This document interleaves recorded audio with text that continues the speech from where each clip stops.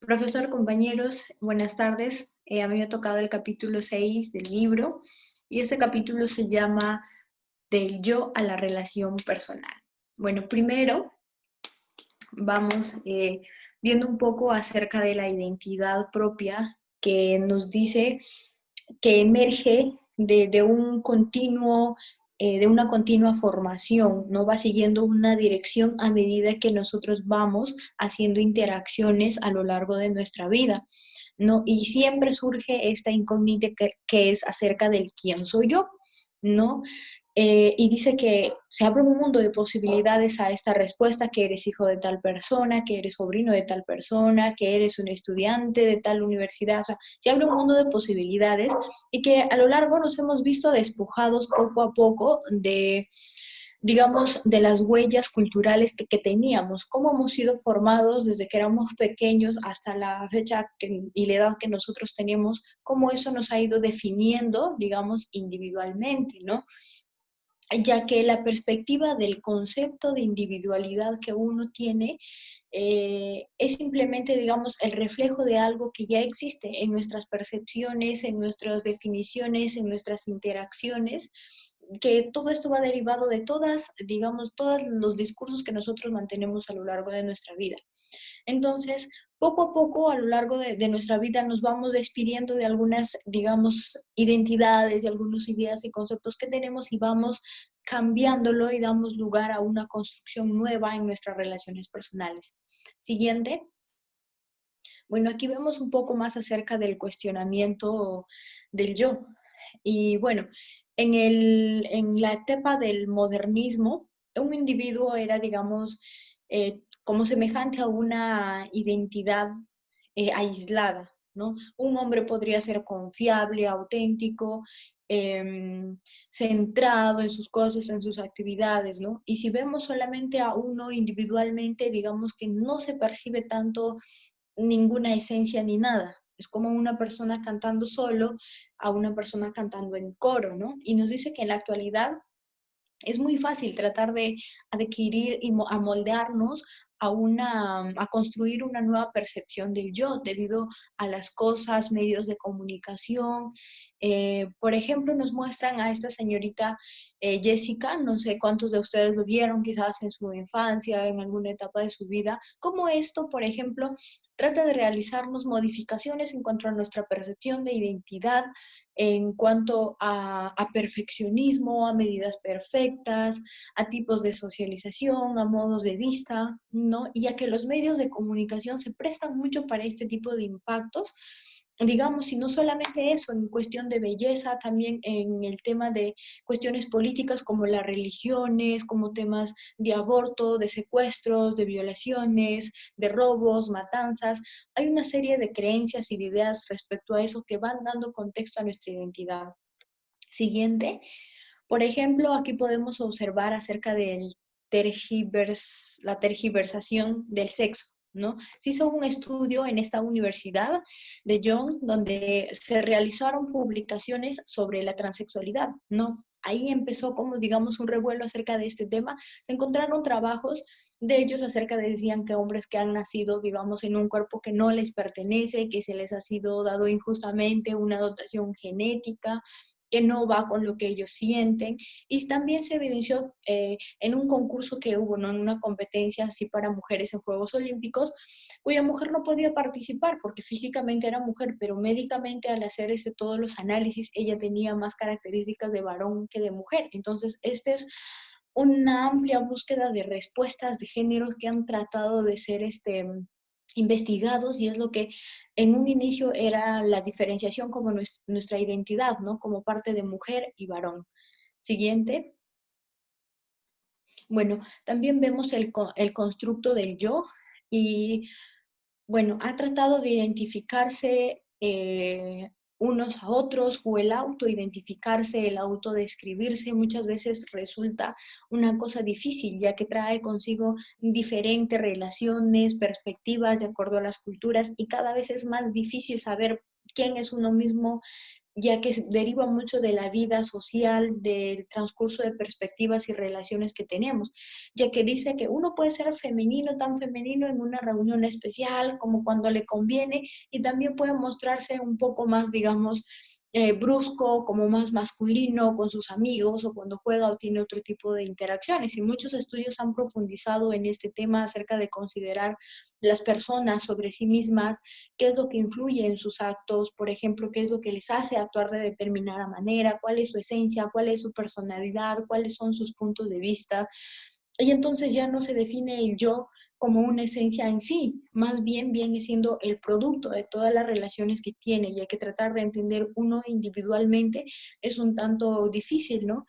Ya que hablamos de una conciencia, de un yo, ¿no? Y para esto el libro nos trata de explicar en tres fases, ¿no? Por ejemplo, la primera fase siguiente nos habla de la manipulación estratégica, ¿no? En el cual el individuo fue comprobando que tenía que cumplir diferentes roles que le daban cierto tipo de beneficios. Por ejemplo, en la comunidad tradicional, donde las relaciones interpersonales eran más confiables, continuos, cada uno sabía lo que tiene que hacer, ¿no?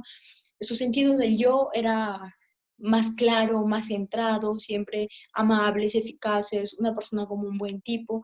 No, en este sentido, su identidad era, digamos, un poco más permanente, tenían una conciencia acerca de ellos, pero esto ha venido cambiando de acuerdo al marco social y la saturación social, dado los nuevos roles que han empezado a emplear las mujeres, todos los cambios que se vinieron más adelante. Resultó que uno ya no puede depender de una forma segura para tratar de desempeñarse y necesita esa confirmación de cambios en su identidad. Siguiente, la segunda etapa nos habla acerca de la personalidad pastiche, ¿no? Que es un individuo, digamos, como expresa una parte de su liberación, aprendiendo a disfrutar de múltiples expresiones que le permiten desempeñarse de manera diferente.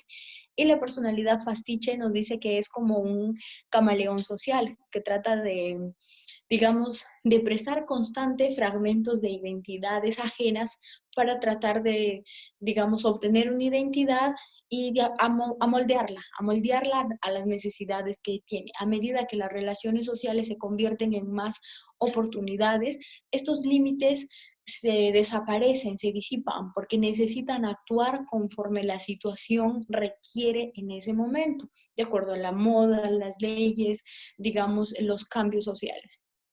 El siguiente nos habla de la relación, del yo relacional.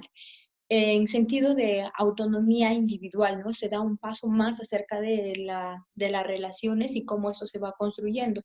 Nos dice cuando el significado descriptivo explicativo que se tiene acerca de uno mismo desaparece, se corta, ya no está más, entra uno en una etapa de sustitución, que ya no soy solamente yo, entro en una relación contigo, con otra persona, y ya somos yo, tú y nosotros. Se vuelve un asunto de lenguaje, se vuelve un asunto de construcción a través de palabras, de relaciones que le dan sentido a nuestra propia identidad. Por ejemplo, ¿cómo somos nosotros en la universidad? Si dejáramos de ir a la universidad, todo ese lenguaje de universidad o toda esa digamos, formas de actuar que tenemos en la universidad como estudiantes no estaría si estuviéramos nosotros en otro contexto.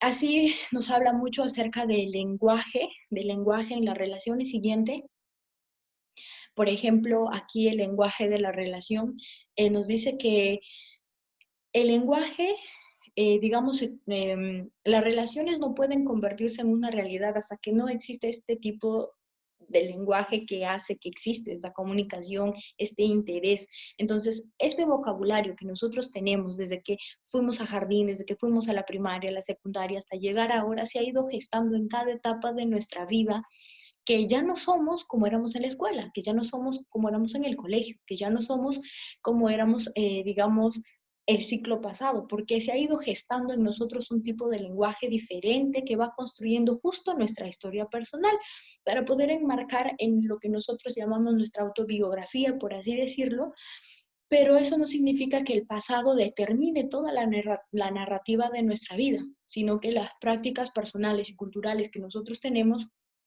digamos que nos ayudan a entender el pasado, a entender nuestras relaciones y lo que estamos dispuestos a aceptar como verdadero para poder trabajarlo nosotros ahora en nuestra práctica vigente, ya que digamos que nuestra historia personal es una propiedad cultural que se ha visto en un marco cultural, ¿no? Este lenguaje, esta comunicación, esta historia que nosotros tenemos viene enmarcado en nuestra cultura. Por ejemplo, la siguiente nos habla acerca de las emociones, ¿no? Cómo nosotros expresamos las emociones. En muchos, digamos, a lo largo de la historia, tanto en religión, en filosofía, en biología, han tratado de explicar acerca de las emociones y digamos que este toma un papel significante de acuerdo a nuestra cultura. Nosotros para expresar nuestras emociones de pronto no es con total libertad como sería en otro país o de pronto para otros países es muy privado nuestra expresión de libertad de emociones que para otros lugares sí lo es. Por ejemplo, ¿no? Digamos el tema de que una persona salga gritando que se siente mal, que necesita algunas cosas y que está furioso en la calle, nosotros ya nos hacemos ideas acerca de esa persona, ya que venimos enmarcados de cómo regulas tus emociones, en qué momento debes llorar, que los hombres no lloran porque si no, no son hombres. Entonces, todas esas cosas de nuestras emociones ya vienen enmarcadas y también tiene mucho que ver con la moral, ¿no? Con la moral que trasciende en el individuo. Por ejemplo, este nos dice que vendría a ser un producto, ¿no? Un producto de intercambio personal en razones morales que nosotros tenemos y esto se ve, digamos, acumulado por la cultura. En cuanto, por ejemplo, como les decía, temas del aborto, temas de la belleza, temas de sexualidad, heterosexual, homosexualidad, temas de robo, que es puntos de vista diferentes como iguales en diferentes tipos de países. Entonces, no somos solamente nosotros, sino manifestadores de esa relación constante que tenemos con el mundo, me refiero a las relaciones interpersonales, no somos los que vamos construyendo esos diversos grupos sociales, esas etapas iniciales y de interacción de la conciencia que uno mismo tiene, ya que pues si fuera uno mismo individual es como que no hay ese sentido de su identidad a menos que lo ponga en práctica. Y por último, siguiente, puse esta frase que me llamó mucho la atención, que dice que estamos ansiosos por renunciar a ser lo que somos, porque llegar a ser uno mismo es muy difícil, porque anhelamos recibir las recompensas que nuestra cultura, digamos, está dispuesta a ofrecer a cambio de nuestra propia identidad. Quizás muchos de nosotros lo podemos entender de diferente manera, pero ahí lo pueden meditar un poquito. Y eso sería todo. Muchas gracias.